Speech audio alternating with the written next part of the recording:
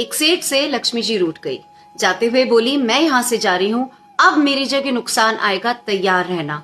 जाते हुए मुझसे कुछ मांगना चाहते हो तो बोलो। सेठ बहुत समझदार था, बड़ी विनम्रता से बोला, नुकसान आ रहा है माँ, आने दीजिए, बस जाते हुए वो ये वरदान दे जाइए कि मेरे परिवार में सब आपस में बहुत प्रेम से रहें। लक्ष्मी जी मुस्कुराई, तथास्तु कहा और वहां से चली गई। उस सेठ की 4 बहुएं थी। कुछ दिनों बाद सबसे छोटी बहू खिचड़ी बना रही थी। उसने खिचड़ी में नमक डाला और अपने काम में व्यस्त हो गई। तभी दूसरी बहू आई, उसने खिचड़ी को चखा नहीं, उसमें नमक डाला और वो भी अपने काम में व्यस्त हो गई। ऐसे एक एक करके तीसरी और चौथी बाकी की दोनों बहुएं आई, ना कुछ जाना देखा, खिचड़ी चखी नहीं और खिचड़ी में नमक डाला और डाल के चली गई। रात को सबसे पहले सेठ खाना खाने बैठा। जैसे ही उसने खिचड़ी का एक चम्मच लिया, उसे महसूस हो गया कि इसमें बहुत ज्यादा नमक है और तुरंत समझ में आ गया कि नुकसान आ चुका है। किसी से कुछ नहीं कहा, चुपचाप खिचड़ी खाई और चला गया। उसके बाद खाना खाने की बारी आई बड़े बेटे की।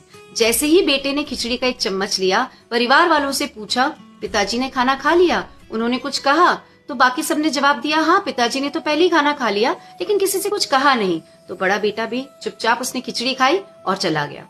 ऐसे करके परिवार के बाकी सारे सदस्य एक एक करके आए, अपने से पहले वालों के बारे में पूछा, कुछ नहीं कहा, चुपचाप खिचड़ी खाई और चले गए।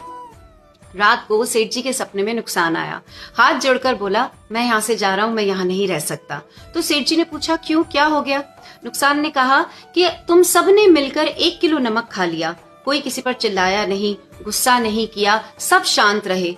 जिस परिवार में इतनी सुख शांति, आपस में इतना प्रेम हो, मैं वहां नहीं रह सकता।